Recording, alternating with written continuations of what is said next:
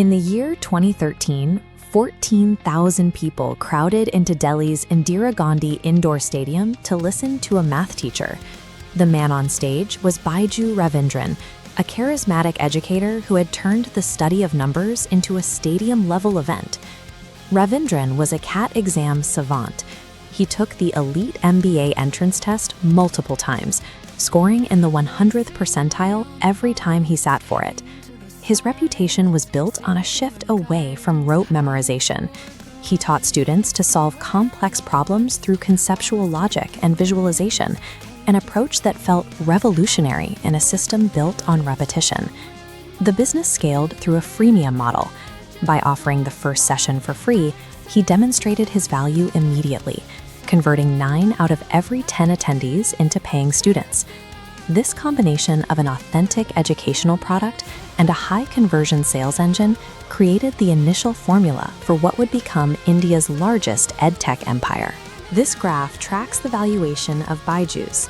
It shows an aggressive climb to a $22 billion peak, followed by a vertical drop that wiped out 99% of the company's value. By 2024, the empire had evaporated.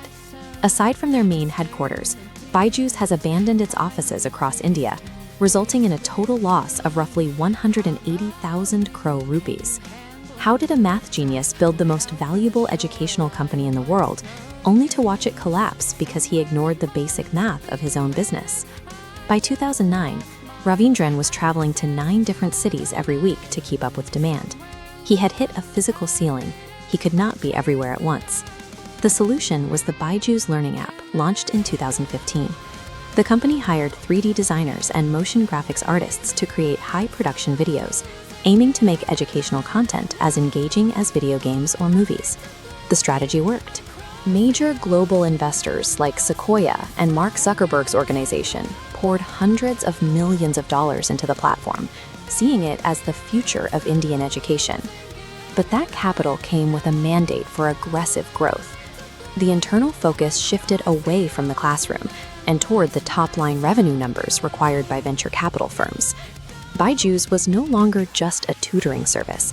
It was now a tech-driven sales machine, where the primary goal was the rapid, relentless acquisition of new users. The company built a massive sales force of fresh engineering graduates. They used a specific funnel. TV ads drove parents to download the app, which triggered a phone call to book an in-person counseling session at the family's home. During these visits, salesmen would ask the child questions they knew the student couldn't answer, like the number of points in a circle. This failure was manufactured to happen right in front of the parents.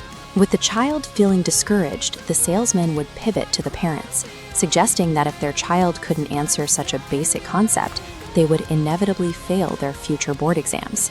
Then came the Brahmastra trick. The salesman would show a high-quality video on a tablet explaining that exact concept. When the child answered the question correctly a moment later, it created the illusion of an instant academic breakthrough, usually closing the sale. This pressure flowed from the top down. Sales reps worked 14-hour shifts, and many were threatened with immediate termination if they failed to meet at least half of their weekly revenue targets. The sales methodology had evolved into a system designed to monetize parental anxiety, prioritizing the psychological close over the actual long-term academic needs of the student. In 2020, the COVID-19 pandemic forced the entire country into lockdown. With physical schools closed, the entire student population became a captive audience for online learning. App usage surged by 60%. Investors, fearing they might miss the biggest opportunity in the history of the sector, began pouring billions of dollars into edtech companies, with Byju'S receiving nearly half of that total. Ravindran used this cash and a $1.2 billion loan to buy up competitors. They acquired the 33-year-old coaching giant Akash Institute for $1 billion, often paying heavily inflated prices to consolidate the market. When the lockdowns ended, the trend reversed. Students were tired of screens, and parents realized that online learning lacked the direct accountability and focus of a physical classroom.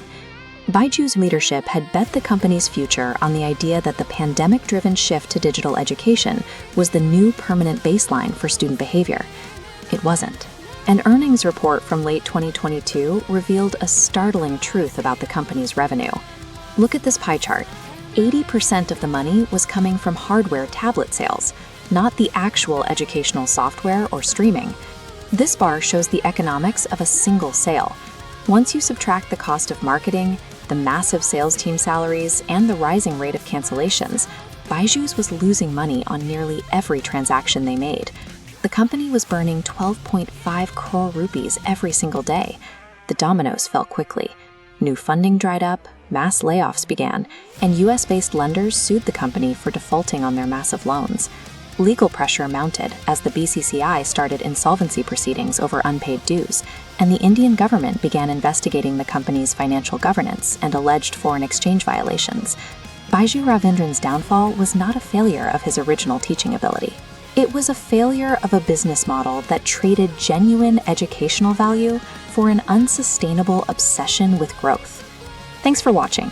If you enjoyed this deep dive, please like the video and subscribe to Joystick Heist for more stories on the math behind the world's biggest business collapses.